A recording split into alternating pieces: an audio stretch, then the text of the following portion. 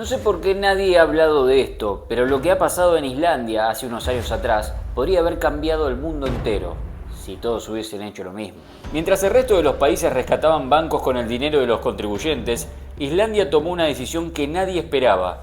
No solo dejó que sus bancos quebraran, sino que encarceló a sus propios banqueros. Sí, escuchaste bien, los responsables de la peor crisis económica de su historia terminaron tras las rejas. Mientras en otros países los banqueros siguieron viviendo en mansiones y tomando champán, Islandia decidió que no iban a quedar impunes. Pero lo más increíble es que esta decisión no solo salvó al país de hundirse, sino que mandó un mensaje al mundo que hasta hoy sigue resonando. Y en este video te voy a comentar cómo lo hicieron, quiénes fueron los responsables y por qué este pequeño país se animó a hacer lo que nadie más quiso. Primero te voy a contar un poquito de contexto. ¿Qué estaba pasando en Islandia? A mediados del 2000, Islandia era vista como un milagro económico, un país pequeño con poco más de 300.000 habitantes que se había transformado en uno de los más ricos del mundo gracias a la expansión de su sistema bancario.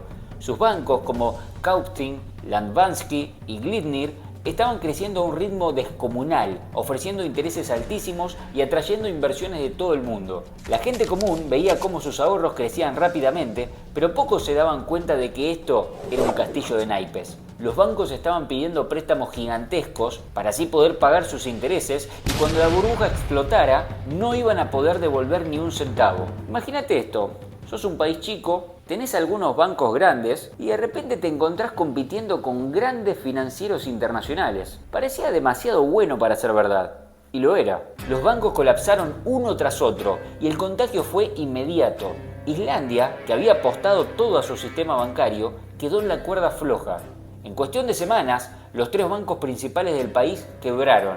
Y acá viene el dato impactante. Las deudas que tenían los bancos eran 10 veces mayores al tamaño de toda la economía de Islandia. Para que te hagas una idea de la magnitud de la situación, es como si el día de mañana te enterás que tu tarjeta de crédito debe 10 veces más de lo que vos podés llegar a ganar en toda tu vida. No había forma de zafar. Y te preguntarás, ¿cuál fue la reacción del gobierno de Islandia ante esta situación? Mientras en otros países como en Estados Unidos o España empezaban a rescatar bancos con dinero público, en Islandia dijeron, no vamos a salvar a los banqueros, vamos a salvar a la gente. Como tiene que ser, señores. El primer ministro de ese momento, Geir Hart, tomó la decisión de dejar que los bancos quebraran y devaluar la moneda del país. Fue una medida desesperada, pero necesaria para evitar un colapso total. El mensaje era claro, si querés jugar con el dinero de los demás y arriesgarlo todo, vas a pagar las consecuencias. Mientras el gobierno tomaba estas decisiones, los ciudadanos estaban furiosos.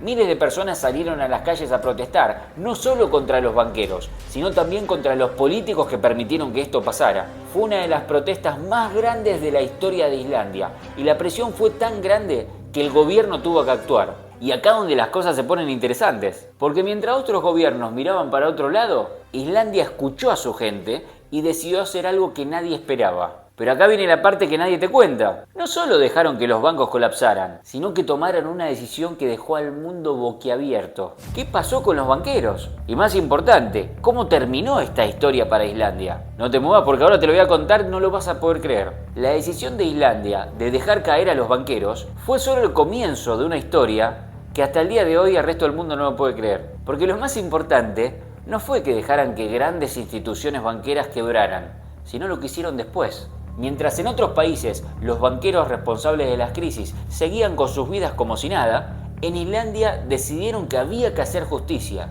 y lo hicieron. Primero, el gobierno nombró una comisión especial para investigar lo que había pasado. No se trataba solo de entender cómo los bancos habían colapsado, sino de encontrar a los responsables. Durante meses, esta comisión analizó millones de documentos y entrevistó a cientos de personas. Y lo que encontraron fue escandaloso. Los altos ejecutivos de los bancos habían estado manipulando a los mercados, mintiendo sobre sus finanzas y enriqueciéndose mientras ponían en riesgo la economía del país. Un grupo de hombres de trajes caros, jugando con el dinero de miles y millones de personas como si fuese un casino. Y cuando todo salió mal y los bancos empezaron a quebrar, ya se habían llenado los bolsillos. En cualquier otro país, ese tipo de personas con ese tipo de cargos hubiesen salido impunes, sin ningún tipo de problemas. Pero en Islandia no.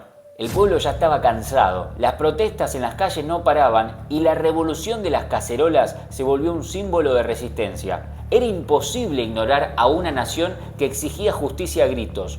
Bajo esta presión, el gobierno tomó una decisión histórica: procesar penalmente a los banqueros responsables. Y acá es donde todo se pone aún más interesante. El sistema judicial islandés, que nunca antes había lidiado con un caso de esta magnitud, no solo aceptó el desafío, sino que creó un equipo especial de fiscales para llevar a cabo todo este tipo de investigaciones. Estos fiscales empezaron a armar casos contra los banqueros, acusándolos de delitos como fraude, manipulación de mercado y abuso de poder. Uno de los casos más famosos fue el de Sigurður Einarsson, exdirector de Kaupthing Bank. Este tipo era considerado un genio en las finanzas antes de la crisis, pero terminó siendo el rostro del escándalo.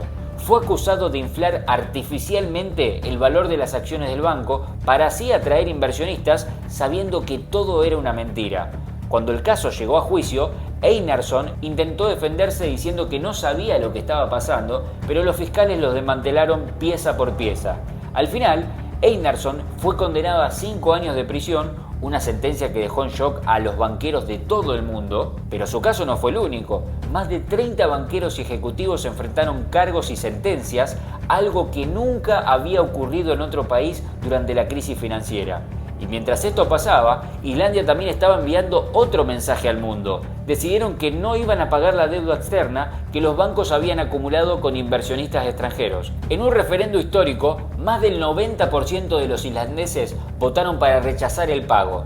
Fue un acto de rebeldía que enfureció a potencias como Reino Unido o Países Bajos, pero para los islandeses era una cuestión de principios. No iban a usar el dinero de sus impuestos para pagar los errores de los banqueros. ¿Te das cuenta de lo revolucionario que fue todo esto? Mientras países como España o Estados Unidos eligieron en el pasado proteger a sus élites financieras, Islandia decidió que nadie estaba por encima de la ley. Fue como si David hubiese derrotado a Goliat, pero en el mundo de las finanzas. Y acá viene la gran pregunta: ¿qué pasó después? ¿Cómo afectó esta decisión al país? ¿Realmente lograron recuperarse o pagaron muy alto el precio de su valentía y el coraje ante esta situación? Quédate, porque lo que viene a continuación no te lo va a esperar. Después de llevar a juicio a sus banqueros y decidir no pagar la deuda externa, Islandia enfrentó uno de los mayores desafíos de su historia: reconstruir su historia desde las cenizas. Y ahora te estarás preguntando: ¿cómo sobrevivió un país tan pequeño después de tomar decisiones tan radicales? Bueno, la respuesta que te voy a dar es tan sorprendente como lo que te comenté que hicieron antes. Primero, el gobierno de Islandia decidió enfocarse en proteger a las personas comunes.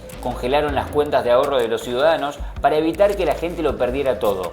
Eso fue crucial, porque mientras los bancos colapsaban, el gobierno no permitió que el daño financiero llegara directamente a las familias. En lugar de rescatar a los banqueros, rescataron a la gente. Y acá viene el gran giro, porque aunque dejaron que los bancos colapsaran y quebraran, no dejaron que el sistema financiero islandés desapareciera. Crearon nuevos bancos públicos para reemplazar a los que habían colapsado y garantizaron que la economía siguiera funcionando. Esto no fue fácil, pero permitió que Islandia tuviera una base sólida para empezar de nuevo. Fue como si le dieran un reset al sistema, pero no fue solo el gobierno el que permitió que esto sucediera. Los islandeses también jugaron un papel clave. Durante la crisis, muchas personas perdieron sus trabajos y la economía del país se redujo drásticamente. Sin embargo, en lugar de hundirse en el pesimismo, los islandeses se unieron. Comenzaron a apoyar a los negocios locales, a reducir el consumo innecesario y a buscar soluciones creativas para salir adelante. Un ejemplo impresionante de esto fue cómo revitalizaron su industria turística. Antes de la crisis, el turismo en Islandia era algo menor, casi inexistente, pero después se convirtió en una de las principales fuentes de ingresos del país. ¿Y cómo lo lograron? Aprovecharon esta situación para posicionarte como un destino único, exótico, seguro, lleno de paisajes impresionantes. Incluso usaron la crisis como parte de su marketing, mostrando cómo habían sobrevivido a tal colapso financiero. Fue un momento brillante para Islandia. Mientras tanto, las decisiones de no pagar la deuda externa y procesar a los banqueros comenzaron a dar frutos. Pero no te creas que fue fácil. Islandia enfrentó presión internacional.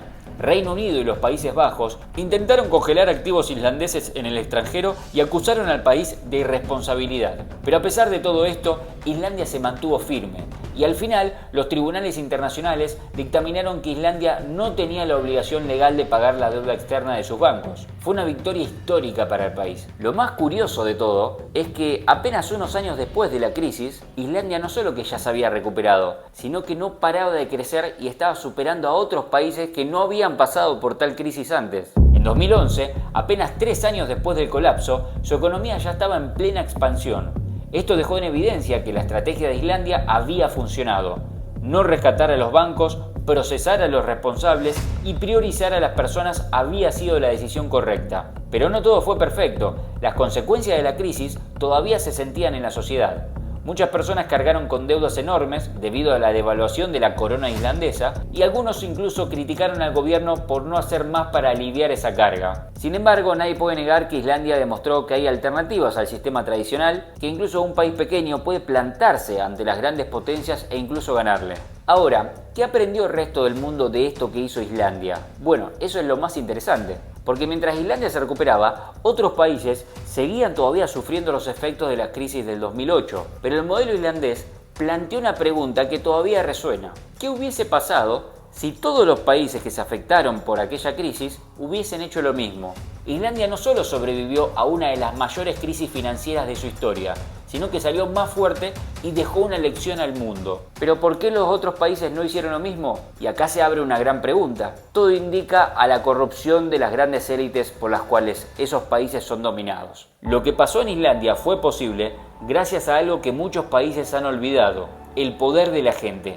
Fueron las protestas, la presión social y la unidad de los islandeses lo que obligó al gobierno a actuar. Ellos no dejaron que los banqueros se salieran con la suya. Y ese mensaje fue tan poderoso que todavía hoy resuena en todo el mundo. Sin embargo, Islandia también nos enseña algo aún más importante. No hay soluciones mágicas ni decisiones fáciles. Ellos tomaron un riesgo enorme al dejar que los bancos colapsaran, y aunque lograron recuperarse, no fue sin sacrificios.